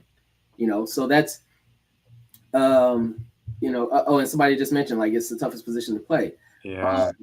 it's a difficult position. I wouldn't say the toughest, but it's definitely very difficult to be a running back. And usually most plays there are like 2 to 3. Say it again. Most plays there are 2 to 3. Well, depending on your offense, but it's usually not just one. Running back. Right. Oh yeah, definitely, definitely. I Right. mean, with any position though, you have to have, at least a 2 to 3 Hmm. backups, because Hmm. at any given time, you can someone can step on your foot and be out for the rest of the game, or Yeah. break an ankle, or something damaging could happen, Yeah. and you have to have someone to step in to fill in those shoes. Yeah. Um, to And even for like to confuse the other team too. So even like decoys Oh or yeah, you know yeah, what I'm saying, definitely, distraction. definitely. I mean, but so to Glenn's point, Glenn Cortez, I like this guy. Um, Yeah, he's okay. yeah, and I want to comment on Melinda's son as well. Hmm. But to Glenn's point, the the toughest position on the field, it's that's not entirely accurate if you're basing it off of like stats, right? Um, if you ask me, and again, this also could be subjective if you're not using statistics, right? Statistics show that there are much tougher positions on the field. I won't get into that for the sake of this conversation, but at the end of the day, for me, I think, to Melinda's point and her son, the offensive line is definitely a very tough position to be in. And the reason I say that is because majority of the game, or majority of their snaps, right? They're getting rushed, right? And if we're looking at, if we're, let's just take the pros uh, into as examples here. You're looking at, these massive 280, 300 pound guys 300. charging you every single play, punching you every single play, and your only defense, right, is to backpedal or take some steps back and punch, with your hands, right? That's your only defense, where they can do whatever they, have to get around you, and it gets violent, right? Um, so to be in that position and getting punched every single play, it's not only do you have to be mentally tough for that, because you also have to understand the scheme that's being ran in order for the play to actually develop, right? Mhm. So you're protecting on one end, but you're also thinking about your teammate who's on the same line with you on the other end, Mhm. while making sure that no one else is coming across your path, Yeah. so that it doesn't interrupt the play. Yeah. There's a lot that goes on And between to further your tackles. point, Yeah, most of the linemen aren't 280, 330 solid. correct, A lot of them are, they got the pot bellies and all correct. that. You I know what mean, I mean? This in this whole day and age, mass, and they still got to have, that endurance to play after play. and I'm glad you mentioned that endurance, right? Where they are some of the biggest people on the field, and they get tired a lot faster than most people on the field. But guess who's in the game the entire time, Just, yeah. right? Like, don't get me wrong, they're not sprinting down the field 40 Right. yards like wide receivers. So I understand them coming off the field every now and then. Some of them actually don't, but I understand that. But at the same time, when you're like in a physical Yeah. battle, You're like fighting every play. literally every play, Yeah. right? Talk about adrenaline, Yeah. like I don't know, that for me, again, it's subjective, and Yeah. statistics will say otherwise, but for Yeah. me, they have the most difficult position on the field. Offensive lineman, defensive lineman, not so much. Yeah. And then Glenn said, as far as injury, so Oh yeah, running backs hit the most hits. oh yeah, for sure, without question. And that goes back to what I alluded to earlier, right? Like, they have to have a certain body type to withstand not only the blows that they're going to take blocking, but every single tackle that they're bound to take. Right? You're As a running back, you are going to get tackled. You're signing up to get tackled, literally. Hmm? Right? Even wide receivers, they can choose not to get tackled. They can catch the ball and drop to the ground. Right? That's fine. Or they can catch the ball and Oh, run out of bounds. They can do yeah. that every single play, but they're still advancing the ball. All they got to do is catch it. But for a running back, if you're running between those tackles, you're going to get hit, right? Hope chances are, Yeah. and the chances are, really high. Between 80 to 90% chance you're going to Hmm. get hit running between the tackles. Hmm. So if you don't have the body type to withstand that, and I had to quickly I'll tell you a quick story. So as I mentioned earlier, for some of the listeners who like popped in a little later, I played running back all throughout my life until I got to college, right? Now, I realized that I was a little undersized when I got to the junior college, Dean College, go Bulldogs. Um, and I was in the backfield behind the quarterback. And my job in this particular play was to attack the defensive end and make sure that they didn't, rush in too fast to get to the quarterback during the play as the play developed, right? And this was in practice, and this was one of my friends, right, who's lined up on the other side. Now, this defensive tackle, I have to put this into perspective a little bit.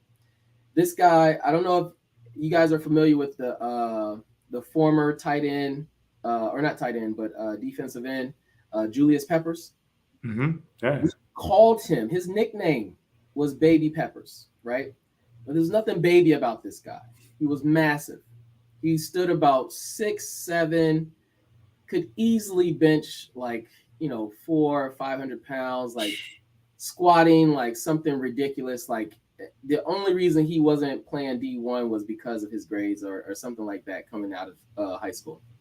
So anyway, long story short, as the ball is being hiked, now mind you, I know I have to go block this guy, right? So I'm thinking of what's the best way for me to like, chop him down without, damaging myself, right?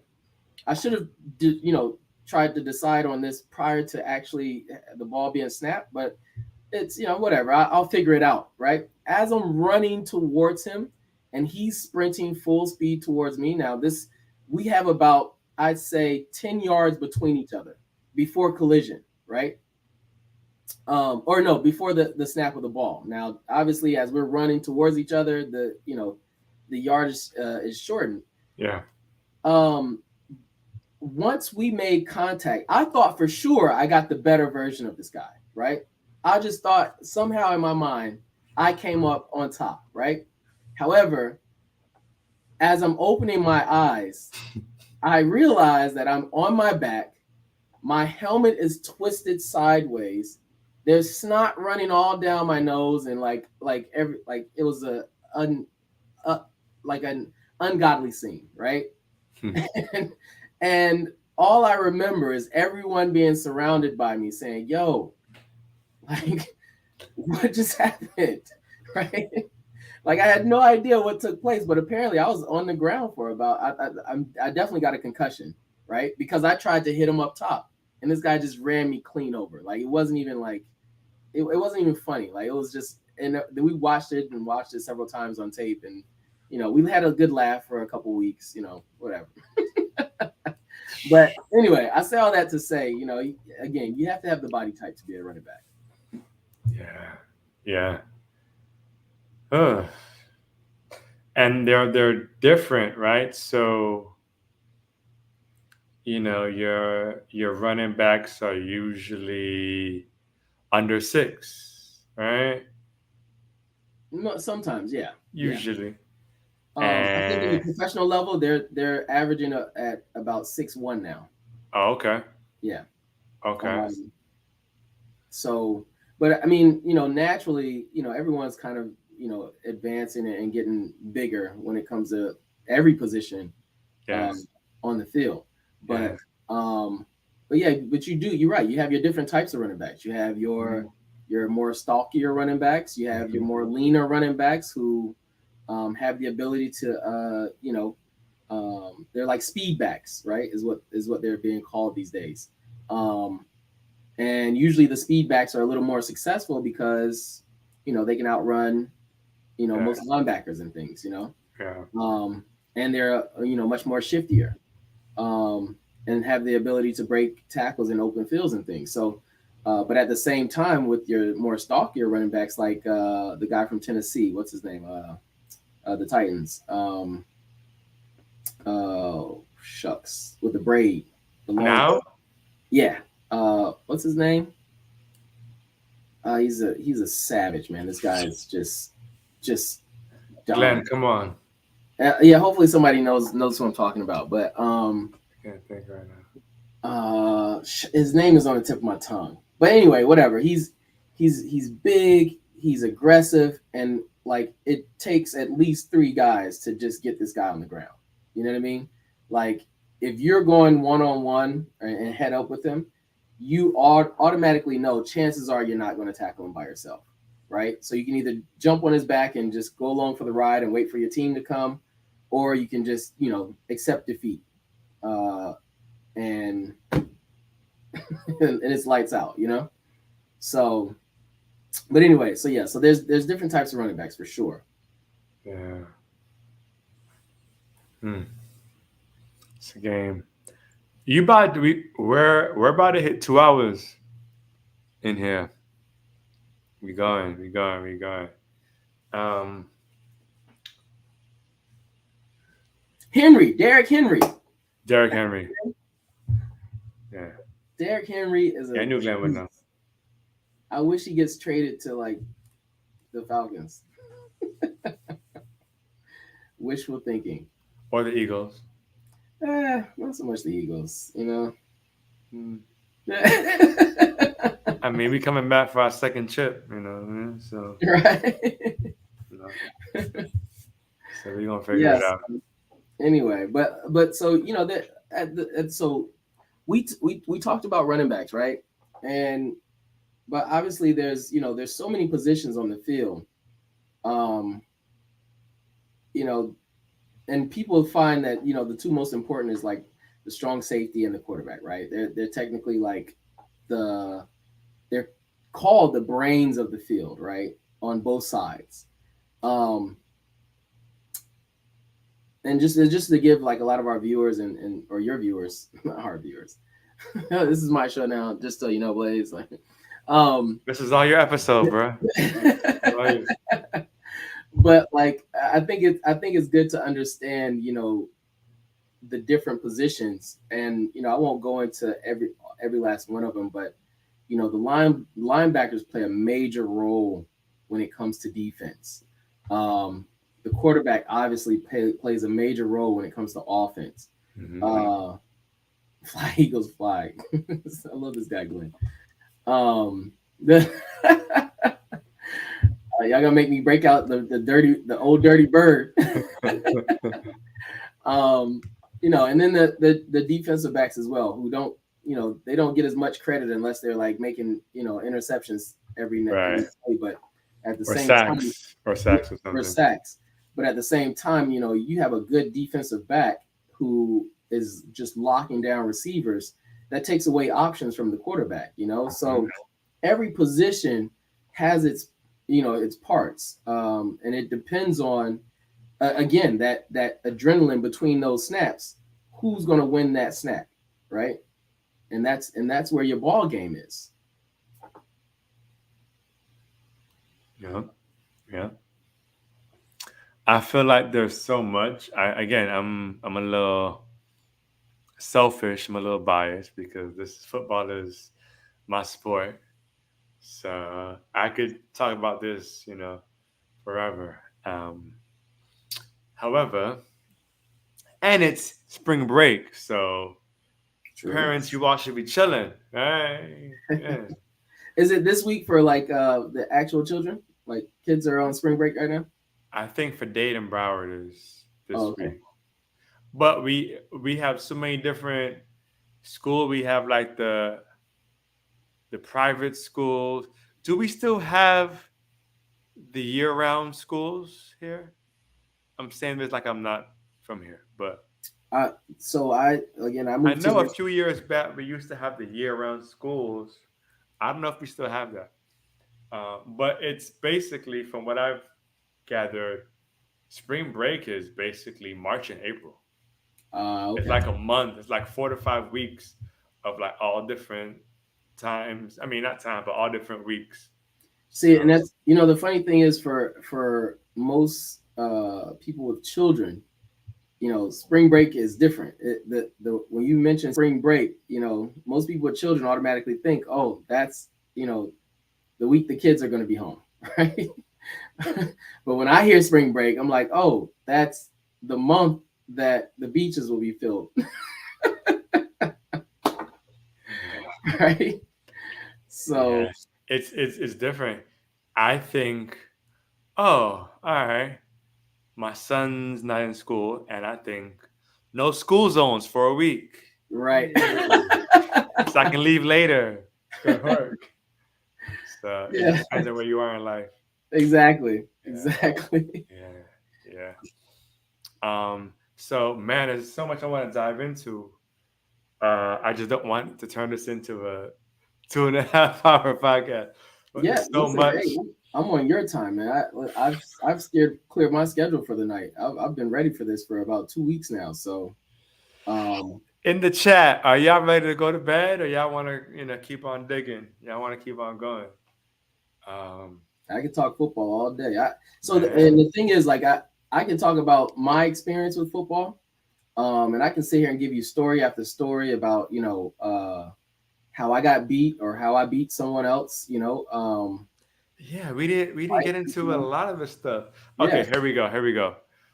share with us one of either the or one of your darkest moments, your lowest low, or one of your lowest lows during this journey of football. Okay. That's easy. High school. Uh, Keyblades. High school. We were playing a rival school, Stevenson Jaguars. Um, and the game was close. It was the fourth quarter, and I was pretty much at the top of my game. I was a junior at the time, and um, I got the call right in the huddle. Ball's coming to me. I'm going up the middle, right between the tackles, and it's one of those plays where you're going to get a chance to have one-on-one with a safety, Mm-hmm. and as long as you beat that safety, it's a touchdown, right? Sure enough, I get the ball. Um, I dart between the center and the guard. I'm off to the races. Literally, no one's in front of me. I've already beat the safety. He's nowhere in sight, right? All of a sudden, one of the cornerbacks run me down. And instead of like stiff arming this guy or doing some type of athletic move to get to the end zone, now, and you're going to love this when I tell you where I was on the field. But instead of doing some athletic move, I decide that I'm going to try and just slow down to let him go by me because of how fast he was running. As I did that, he manages to punch the ball out of my hand. I fumbled the ball. And again, we're at this the game was tied. It's the fourth quarter. We probably had all of 3 minutes left on the clock, right? Maybe. All I had to do was score. It would have been in the bag. This guy punches the ball. I fumble the ball. I was at no, they recovered the ball at the 2-yard line. How does that happen? Never forget that play. That will be. And a matter of fact, my friends and family never let me live that down. Just saying. Because I mean, and that was a break too. Oh, let me go back a second. I broke for about 60 yards, maybe. It was like 50, 60 yards. Like we were on the 38, 39-yard line. So this was everybody's running down the sideline with me. Like everyone in the crowd is cheering, yeah, we're about to win, we're about to win. And then I fumble. But see, football is one of those sports where split second, right? You're expected to Literally. make a decision Yep. right Yep. there, and sometimes it's the right decision. You see people they uh they will hurdle over the other team, they'll spin, whatever, and sometimes you get a fumble on the 1 yard line. I mean, honestly, looking back at it, Yeah. I didn't have to do anything. All I had to do was just keep running. I would have scored. But I saw this guy in my peripheral, and I'm like, he's running too fast to stop. And sure enough, if he didn't hit the ball, I would have scored, right? But he hit the ball, hit it right on the nose. It popped out of my arm. The rest is history. Like, Yeah. yeah, you're right, Melinda. That was the whole crowd was like, oh, it was awful. It was awful. So, That reminds me of the Super Bowl with the Seattle Seahawks. oh yeah, oh yeah. And Right instead in of the having to run the ball into the end zone, they threw it. through a pass, picked off. Patriots win. Like what? Crazy. But again, we get this can be said about any play in the history of football. Yeah. Like it comes down to just those split second decisions, Yeah. right? And inches all day, you know. But yeah, so that was my worst moment. in the history of my football career. I had some Well, others that was close, but that was definitely the worst. it's still a blessing because, or maybe I'm wrong, but because I know for some players, one of their worst is that injury where Ah, they yeah. hear a snap, Mhm. they hear a crunch, Yep. and they gotta be hauled off the field, they gotta be taken off, and Yep. that's it. I can say, throughout my entire career of playing football or just being an athlete in general, um, I've never had an injury that I've never been injured, right? Because there's injuries and then there's getting hurt, right? Yeah. And sometimes I feel like some athletes, don't truly understand the difference between the two. Um, but I've never been injured to the point where I couldn't, bounce back within a couple of days' time, or maybe a week at most. Those hamstrings when you pull those, Hmm. they suck. But Hmm. so yeah, so I can, praise be to the Most High, because I can't say that for a lot of my colleagues and peers and things because I've witnessed some really really bad ones, and we're talking from just a sprain to death, you know. So Yeah. it's tough, and it's it's one of the more physical sports out there when it comes to the demand of the body and the ability to be injured. Um, and no matter how much R&D is put into the sport itself and preventing the injuries, all it takes is just Just one. 1 second of your Just life, one. and it's a wrap. Yeah. Yeah. Yeah. I've seen so much.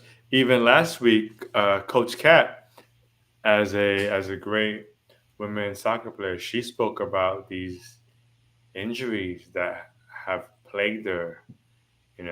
That they took her out the game for like a year or like a year and a half, and Hmm.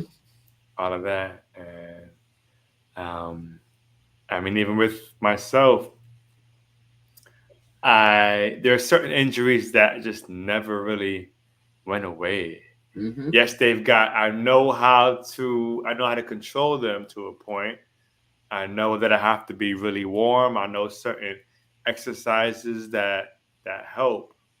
Um, but there are just certain injuries that even if it's usually a two, Right, it's still been there, for over 10 years. right.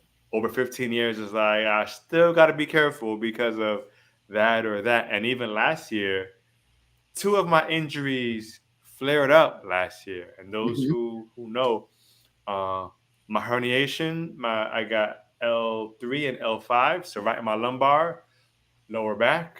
Ooh, And when that flares up, you're in the bed. And guess what?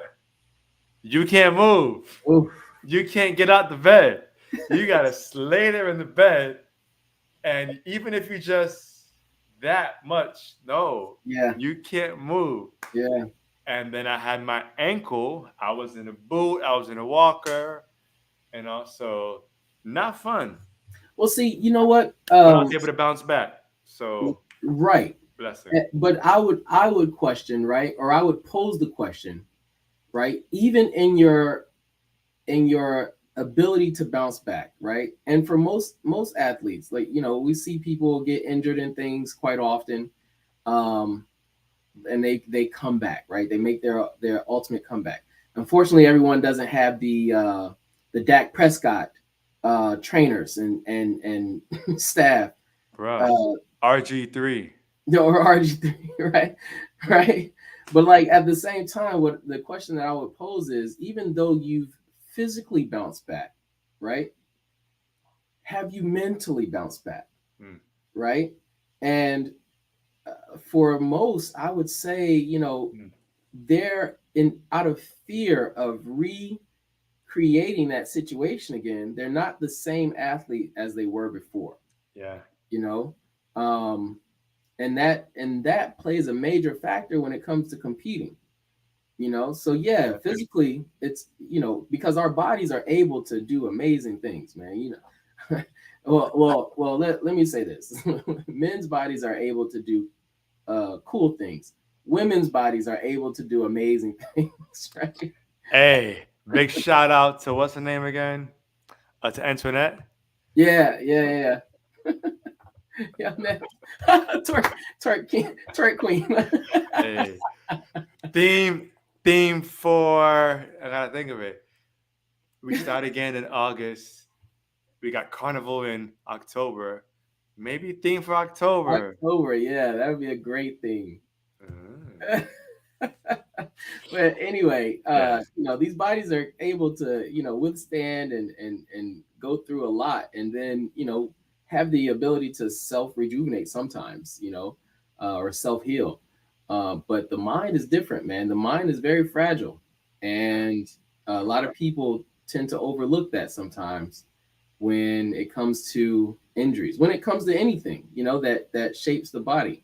I was talking to someone the other day who, a friend of mine, he was a lineman, and one of the games he actually ended up on his neck uh, after trying to make a block, and he was rushed to the hospital. They took him out on a stretcher, and you know, we joke about it a lot because the way he was a big guy, and for him to end up, you know, coming down on his head like that was is it was insane. Like, it was crazy.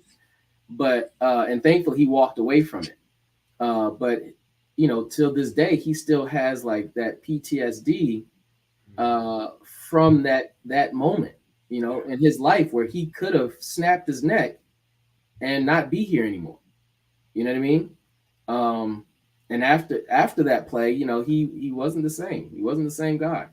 So you know, You it's see easy. that? Yeah, man, it's easy to see athletes and things and say, oh, just walk it off, you know, you'll be okay, or oh, you know, they made it back, you know, they bounced back, they're healed, they're good to go. But like, you know, there's always a piece of you mentally that is, it never comes back. Yeah. Yeah. You see it with the RG3. You see it with Wentz, Carson Wentz, Oh yeah, and a few others where prior to that injury, like great. high expectations, Oh like yeah, let's go, yeah, and then they have that surgery, and it's like they're good, but right, yeah, like something's off, something's off. And let's be honest, like, if your mind was able to like convince you and the rest of your body that, hey, we're good, right, then that's exactly what's going to happen, right? Everything in you is going to move the way this mind tells you to move, period. But that's the thing, that mind never comes back the same. And some people call it growth, right? Like, you experience something and now you realize, you know, we're not going to do it the same way because of the results that took place or the consequence that happened because of Mhm, what we did the first time, right? mhm. So now we or it becomes a matter of, like, am I going to repeat that same action, and to or try to avoid doing it so that I don't end up in that same situation, or Yeah, it's not the same consequence. And like, chances are your mind will go with the more rational, safe option safer. Yeah, every you time. see it Yes. where they are scared to get hit, and you Yeah. like, but picture you getting hit. Right. You ended up in a hospital, and you coming back. It's different. I even saw it with my son. So he plays soccer, 5 years old, and I think it was last week on the field he got hit and he fell down Ooh. on his chest, right? Boom. And as a parent, we're off on the sidelines and we're like, and he gets back up. He's kind of shaky. He gets back up and he goes to the sidelines a little bit, breathe it out, and then he goes back. And we're like, okay, cool. But then you see that, excuse me, the place after that, When he gets close, you see the hesitation. Right. At 5, he's like, hold on, Right. hold on. I ain't like how that felt. Right. I'm telling you. Because there are smarter ways, there are safer ways. Yeah, man. It's we learn every day, right? Every day we learn something new. Every day we make decisions, and those decisions are either good or bad, right? And then we either smarten up, right, or or just adjust, how we make those decisions going forward. Um, but all of it is just mental, like and it all actually has a or what plays a factor in what we do physically Yeah, every day. yeah, yeah. And it can be taken, as they mentioned in one of the previous episodes for this month, that athletes they are, I guess you could say, forced, but that's not really the word that I'm looking for. But they're exposed to life lessons. Being on that field, being on that court, being in that ring, right? Oh yeah. It shows you it's you know having the pressure of thinking. You can't procrastinate. It's game Yeah. time. You can't procrastinate, right? Yeah. And that's in life. For certain things, you can't wait. You don't got time to let me see what, like, you got to make a decision. Exactly. I mean, and this is something that you and I discussed prior to actually going live. Um, Football has done wonders for me, uh, and it's basically developed who I am as a person. I wouldn't be the guy that I am um, without football, right? And I can say that about a lot of things, but I'm mostly making it about football because football was a very large part of my life. There was times where I woke up with football and I went to bed with football, and all throughout the day was just football, football, football. Yeah, When you're a collegiate athlete, there is no going home, right? There is no like, like, nah, not today, coach. I'm gonna hang out with my mom, or I'm gonna hang out with my girlfriend, or I'm gonna watch a movie. No, no, no, no. You're gonna wake up at 5 o'clock in the morning. You're gonna be at the gym. After that, if you have classes, you're gonna get to those classes, but immediately after, you're going to film. After that film, you might be able to eat, and then you have practice. That's the first practice of the day, and chances are, depending on what program you're with, you have at least two practices a day with two gym sessions, and possibly two film sessions, and you're juggling all of that uh, while being trying to be a student, right? And so again, there and was trying to find yourself. and trying to find yourself as a teenager becoming a adult, transitioning into your 20s. Like, there was a point in time in my life where football was everything, right? I ate, slept, and breathed football. And in between those times, or during those times, is one where I found myself for sure. But two, I also had the ability to, uh, um, you know, I guess, lean on my teammates, right? Mhm. And what they brought to the table, and for just your average student athlete who does, or I'm sorry, not student athlete, but your average student who doesn't necessarily have that social circle or that type of camaraderie to actually like be like, hey, like, listen, man, whatever you're going through, everything's gonna be okay, right? Like, you can get lost in college, right? And some people don't know how to find their way out. So yeah, so football was amazing, man. And again, I mentioned that I moved up to Rhode Island at the age of 17. No, 18. I'm sorry, uh, 18, and I never came back home. And the only reason I was able to do that was because of my teammates. Anytime a holiday came up, I couldn't afford to come home, so one of my teammates was like, "Hey, I'm right down the street, man. You can come with us." Cool, right? We're having family dinner at your spot. Now I'm I'm the brother who's I'm the brother who's a brother. But anyway, I say all that to say, like, football definitely coached me and developed my social skills. It developed my interaction, or my ability to interact, developed my ability to be a part of a team. A lot of people, you go into certain companies and corporations, they don't know how to be a part of a team. Like, they don't understand the dynamics of what it takes to be a teammate, right? And work on things together. Yeah. Because it's not a skill that they were able to have access to, which is now why most MBA programs and most graduate programs use cohorts as their foundation to learning, Yeah. because of the whole team dynamic and the team approach that we're taking as a society. So um, anyway, football is amazing, man. It can do amazing things, but at the same time, what we alluded to earlier, there's always the downside. But that was with anything though, right? With anything, with anything. Whew, man, this here. Hey, Blaze, I'm telling you, man, I could. This is what I do, man. I could talk about this football stuff now. Listen, You want we're you gonna want to have to switch find a on to way. talk about that too?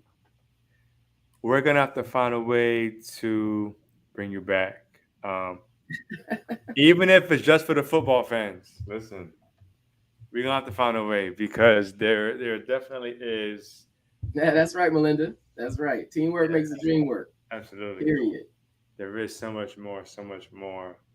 Hezekiah, man, I want to thank you again for your flexibility, for your time, um, No problem. just for sharing, for your sense of humor, for even giving us a guest. We have an upcoming guest. It's Antoinette coming on the pod, season 4, you know, Shouts out to the homie. talking nice to our sponsor, Right. all that. Definitely. This episode right here, 65, it's still currently live on YouTube. After we stop it, the replay will be available on YouTube, on our channel, the Blaze the Lion podcast. The following day, the audio only versions will be available on all your major streaming platforms. So your Google Podcasts, your Spotify, your Apple Podcasts, your Breaker, those as well, man. Yeah, man, they liked you. Yeah, Hey, Glenn. Hey, Glenn's my boy, man. I like Glenn. fire. Yeah. See, What? Oh, what did that say? Oh, yeah. she's been on here. Listen here, Melinda. This is the longest that I've been on here. All right, and I don't think anyone has gone over 2 hours. Maybe a panel. Maybe one of the panels went long, maybe Oh, like two wow. hours plus. That's But crazy. a one-on-one interview, That's crazy.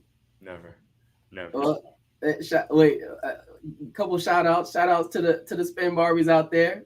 Whoop, whoop. I see you. Big ups to the twerk team. One time for the twerk team. Twerk team, you can reach me at iraiselions at gmail. Send your information, your expertise, and some pictures and videos, and they will be reviewed by the staff. And, we can make it happen out The uni staff. here. Yeah. All right. So, Oh, cool, man. Yeah, I had a blast, man. This was awesome. Thank you for inviting me and allowing Sue to recommend me. Sue Uh, is the plug. Sue is the plug. Uh, the true plug, the true homie. And yeah, man, I had a great time. Even before the conversation, I was on staff.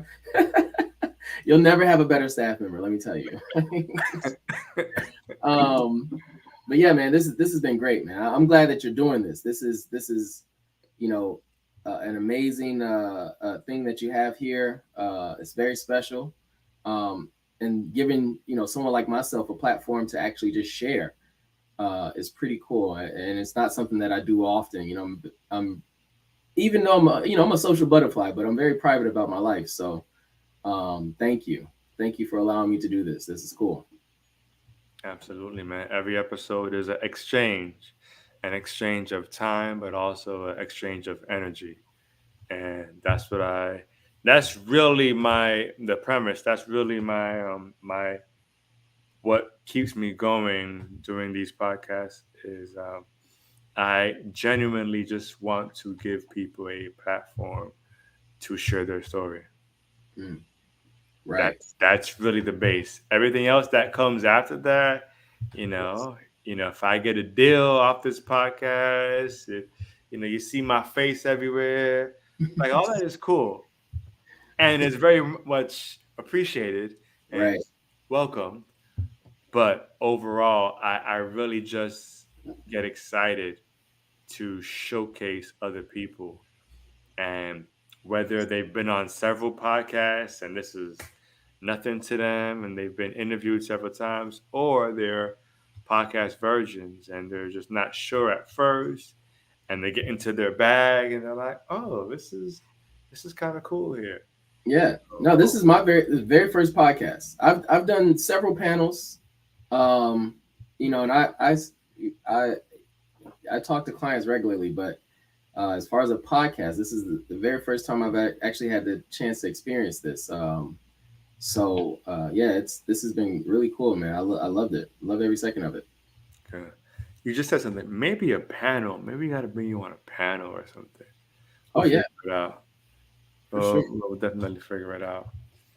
Once again, Hezekiah, man, thank you for your time, man. Thank you for sharing, and let us stay plugged in. You know what I mean? And timing, great exchange of energy, and you just never know with these things, man. Sometimes the networking can be built. Sometimes, like good relationships and such could be Mm. built.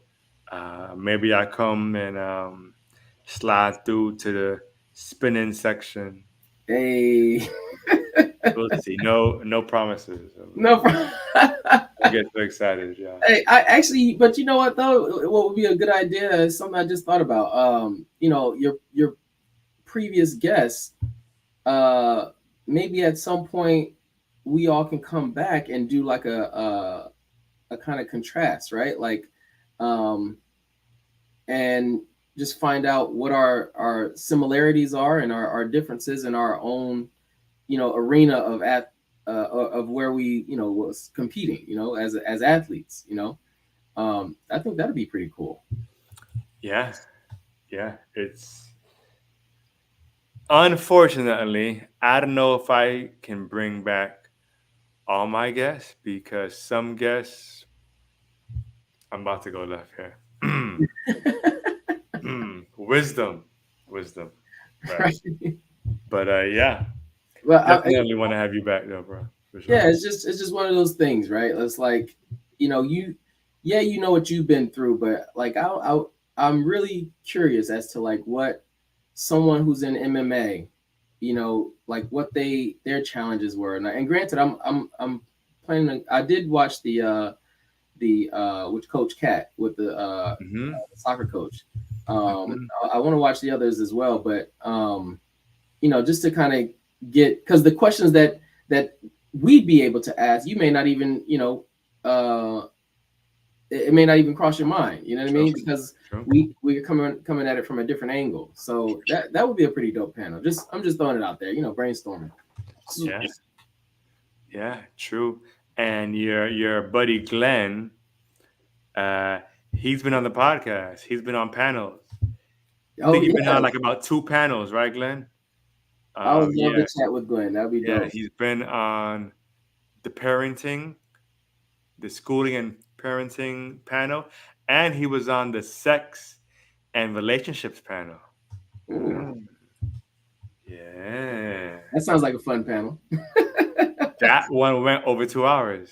Listen, Yes. and that's honestly that's something we didn't touch on at all either. Like, you know, what's life like as an athlete, well, a male athlete, right? And uh, how it impacted or influenced my uh, sex life, right? Listen, I was trying to not throw you under the bus. You know what I mean? And I Oh, was I was trying to keep you good with the spin Barbies over there. You know what I mean? Blaze, I live under the bus. So me and the bus go way back. Like, listen, the Barbies, those are my girls. I'm sure they won't judge me regardless of what I've been through. You know, we all have our past. Mine, when it came to relationships with football, it was, I'm sure, every you Don't say see, it. Don't say it. Don't say it. Don't say yeah, it. yeah, you see it in With the that movie. said, we gonna bring him back. I already see him with the Yeah. chin stretching. I Look, you already see me know it's getting about to go comfortable. left. It's about to go left.